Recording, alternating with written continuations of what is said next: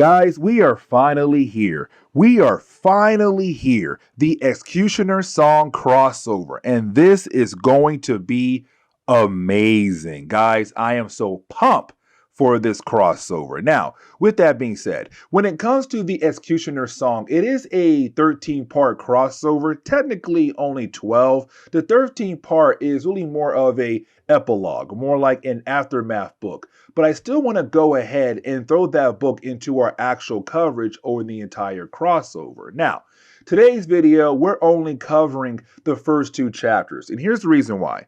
Because a lot of stuff happens in just the first two chapters of this crossover. You are talking about the idea of Cable trying to kill off Charles Xavier. You are talking about the idea of X-Factor fighting against X-Force. You are talking about the idea of the possibility of Apocalypse coming back, but also because, well, his horsemen are here as well. Like, there are so many different moving pieces happening at once in just the first two chapters of this crossover. So, today's video, we're only covering the first two chapters that came from Uncanny X-Men and also X-Factor. The next video, I'll try to cover more than just two chapters. But yeah, guys, let's go ahead and dive into this crazy event. So the first chapter takes place in Uncanny X-Men issue number 294. Now, in the opening pages of this chapter, we do pick up with Archangel. Now, when it comes to Archangel, he's currently using a image inducer to make himself look normal because, again, when he was Archangel, he had blue skin and his wings did not look, well, not that nice looking. But around his time in Marvel Comics, he was dating a woman known as Charlotte Jones. Now, Charlotte Jones had just lost her husband a while back, who was a police officer. And so after losing her husband, she had quit her job as a nurse and became a police officer, but to also kind of get more money as well. Either way, she had begun dating Archangel, and the two characters about to head over to a concert, a very important concert that's going to begin everything for this crossover. Also, we see Archangel trying to, have some fun time the limo on the way over to the actual concert.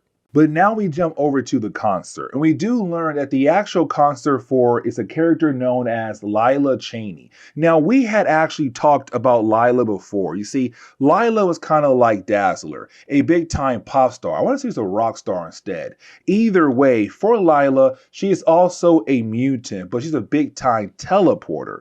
Now, the reason why she had called this concert at Central Park is to bring all her fans together into one location, but to also allowed Charles Xavier to give out a powerful speech about the idea of humans and mutants living together in harmony. Now, there is something else I do want to mention. You see, when it comes to Charles Xavier, the public does not know that he is actually a mutant. To the public, they still believe that he is just a regular human who has a big goal for humans and mutants to live together. Now, with that being said, you do have Lila being very excited about Charles Xavier's speech. Now, in the outside area of the concert, you have different members of the X-Men on guard to make sure nothing happens to Charles Xavier. The problem is, something is about to happen to Charles Xavier very soon. And really, as we go underneath the stage, we actually pick up with two people trying to set bombs to blow up right underneath Charles and Lila to hopefully kill them off as well. Now, here's the big thing, because while you had those two guys trying to set up those bombs, they are then killed off by Cable. And it's Cable saying nobody else is going to kill off Charles Xavier except for me. And it's kind of like, okay, so Cable has the mission, and that is a big problem.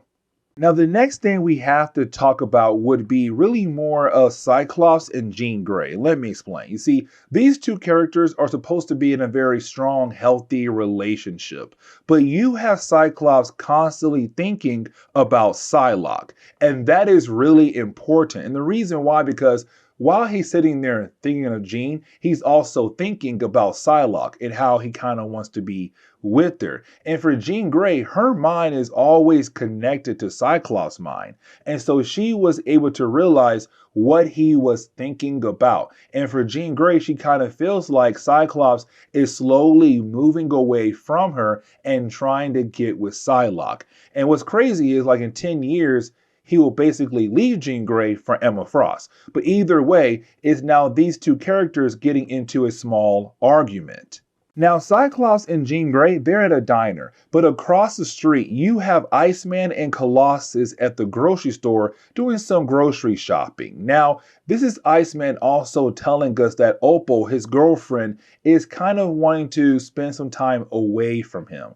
So we're starting to move away from Iceman and Opal being in a relationship with one another. Now, for Iceman, he also wants to see if Colossus want to sit down and actually talk, because in our last video for the Uncanny X-Men, for Colossus, he had just lost his brother Mikhail. And so for Iceman, he want to see if Colossus is actually okay, or if he needs someone to actually talk to. But for Colossus, he's kind of like, no, I do not want to talk at all about the death of my brother.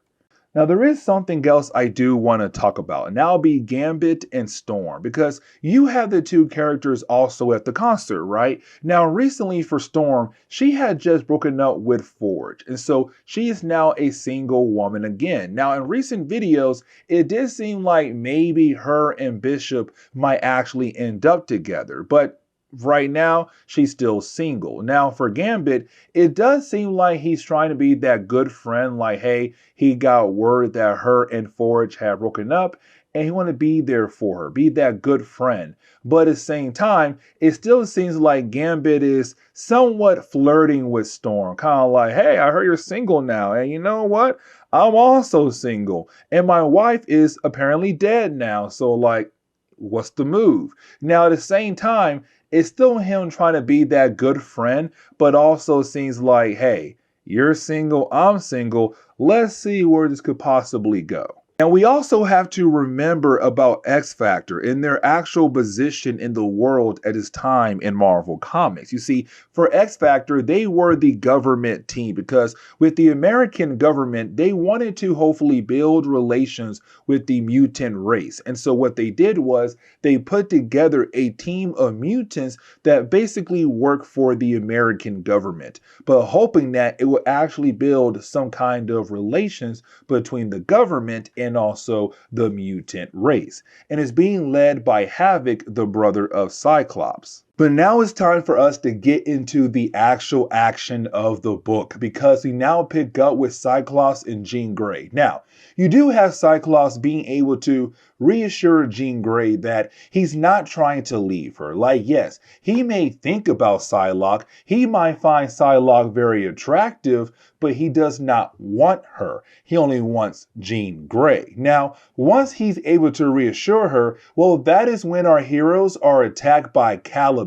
Now, Caliban we have not seen in a good while. Caliban used to be a Morlock. And remember, Morlocks were a group of mutants who lived underneath New York, because when they gained their mutant abilities, well, their body had changed to the point where they were no longer able to hide in the public. Now, for Caliban, he did leave the Morlocks after the mutant massacre, and he did join X-Factor for a short period of time, but he also joined Apocalypse side, and really, he became one of the horsemen for Apocalypse. Now, for Caliban, it does seem like he's still working for Apocalypse, and that is why he's here to attack Jean Grey and Cyclops. But the problem is, the last time our heroes saw Apocalypse, they thought they got rid of him. And so they're very confused on why in the world Caliban's here right now trying to attack them. But now we are able to jump back over to the concert. Now, you have Lila being able to wrap up her performance. But right after she does that, she introduced Charles Xavier to the crowd of people. Now, some of the people, they love Charles Xavier. But the other people, they don't like Charles Xavier because, again, he's trying to build up the future world where mutants and humans can live together. And the people who don't like him are the ones who truly do hate mutants.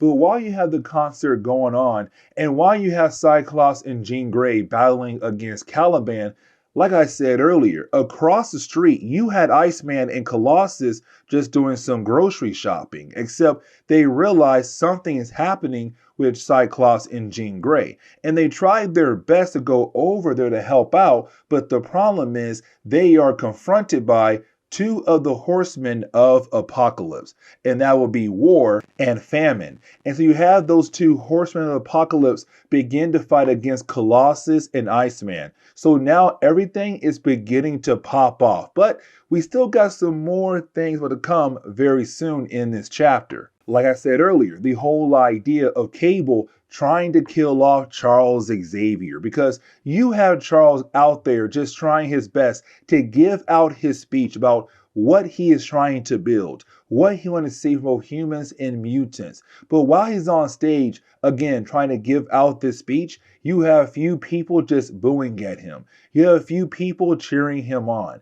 But then you have Cable pull out his gun, point his gun right at Charles Xavier, and bam, just like that, Cable had just shot Charles Xavier in front of the crowd of people who were there for the concert. The X-Men began to freak out because now it seems like Charles Xavier might have possibly just been killed off by Cable. Now, getting back over to the battle between Jean Grey and Cyclops fighting against Caliban, well, it's a very short-lived battle because Caliban is just too strong for our heroes. Now, for Cyclops and Jean Grey, they're trying their best to actually reason with Caliban, but at the same time trying their best to defend themselves against him. But like I said, he's too powerful. And so by the end of the section, you have two things happen. The first is that Caliban tells us that he is now the horseman of death. But the other thing is Jean Grey and Cyclops, they lose, and they are easily captured by Caliban. Now, for Iceman and Colossus, they're still fighting against the other two horsemen. Now, that battle also does get wrapped up very quickly, but it does go in a different way, meaning that you do have the heroes being able to actually defeat both the two horsemen of Apocalypse, but you have the two characters teleport away back to the base of Apocalypse. But now for Colossus and Iceman, they're kind of wondering what in the world is going on here, but also, where is Jean Grey and Cyclops at? But now we have to jump back over to the concert. Now, when we do, we actually see Archangel trying to go after Cable for what Cable has done to Charles Xavier. But the problem is, you have Cable just disappear soon after you have Archangel trying to go after him. Now, once you have Cable leave, you have everybody rushing over to see if Charles Xavier is alive. Now, luckily he is alive, but he is severely injured. And so we're kind of left to wonder, will Charles actually survive this kind of injury? Now, the last two pages are really setting up the next chapter that we are going to talk about. The whole idea of X-Force fighting against X-Factor, because we jump back over to X-Force. And remember, when it came to the early days of X-Force, they were being led by Cable. Now, Cable had left the team to go after Mr. Tolliver, a different character who right now is not really involved in this crossover. But Cable had basically left the team, and you had Cannonball take up the position as leader of X-Force. And so currently you have X-Force trying their best to get any kind of connection to the real world. And when they do, they get word of what had just happened to Charles Xavier. The whole idea that, well, he had just been shot and right now he's barely surviving. And so for X-Force, they're kind of wondering what to do, because now the word on the street is it was Cable, their old leader. And so now we jump into X-Factor issue number 84. Now, we do pick up with X-Force kind of wondering, like, what should they do here? Because they're now getting word that their old leader, Cable, has gone crazy and just tried to kill off, well, Charles Xavier. And so for X-Force, they kind of decided that it's really up to them to bring down their old leader. Now, for X-Force, they're also outlaws because let's not forget that X-Force was kind of like the team that was more aggressive. They were not really afraid to kill off people if they have to kill off somebody. And so for X-Force, around this time in Marvel Comics, they have broken a lot of laws. And so they're kind of like, hey, we're outlaws right now, but at the same time, we got to step in because, well, Cable just tried to kill off Charles Xavier. And so their goal is to hopefully find their old leader. But now we have to jump over to the hospital where we actually see the doctors trying their best to save the life of Charles Xavier. Now, you do have some members of the X-Men there as well at the hospital, but also members of X-Factor as well. Now, for some of the members of X-Factor, it makes sense they would be there because some of them were part of the X-Men when Charles Xavier was in charge. And well, Wolfbane, she was part of the New Mutants that was again being watched by Charles Xavier. So some of these characters do have connections to him. But also let's not forget that Charles Xavier has been trying to work with the government to hopefully build relations between humans and mutants. And so with that, you have the government wondering if Charles is actually going to survive. But also Val Cooper is getting involved. Now let's not forget that Val Cooper is the liaison for X-Factor, meaning that she has to watch over them to make sure they stay in line because again, they are a government mutant team. But either way, you have all characters realizing that all they can do is just wait and see if the doctors are able to save his life. Now, when it came to Peter David, when he was working on X-Factor, he wanted to make sure that his plot lines continue on, even though we're now talking about the X-Cutioner Song crossover. And what I truly mean is that in his storyline so far for X-Factor, he had introduced a new group of mutants better known as the X-Patriots. Now, the X-Patriots were a group of mutants who left Genosha when Genosha was not really a safe place for mutants. But they have no idea that Genosha is now actually a safe place for mutants. And so you had X-Factor say, hey, you know what? We're going to take you back to Genosha and show you it is actually a better place now for mutants. But before they were able to do that, you had X-Factor take the X-Patriots out of New York to show them what America is like. But one of their own got seriously injured because he was the mutant trying to create statues in the middle of the park. But the humans in the park thought that he was trying to burn down the actual area. And so they have brutally beating him down to the point where he barely survived the beating. And so we see him currently in the hospital just trying to recover. Now, something else Peter David is trying to tell us is about Wolfbane, because when it came to Wolfbane written under Peter David, we had learned that something is wrong with her. Something is different about her, where her emotions are all over the place, but also she has some kind of weird attraction towards Havoc.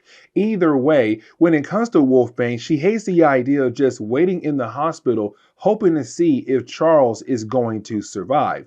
And so for Havoc, he says, listen, you know what? To keep you busy, I need you to go to the concert area and see if you are able to locate Cable's scent. Because if you are able to do that, we can follow that and hopefully find Cable and figure out why in the world he had attacked Charles Xavier for. You also have Havoc tell Strong Guy to go with Wolfbane to the concert area. Now, we have to jump back over to Archangel for a brief moment because for Archangel, we are beginning to see him kind of slip when it comes to his mental state because for Archangel, he has gone through a lot in a very short period of time. For example, when it came to his wings, he lost his wings in the middle of the mutant massacre, but then he met Apocalypse, who did promise him to give him his wings back, which Apocalypse did, but they were metal wings. Now, on top of that, when it came to Apocalypse, he also gave Archangel a bloodlust.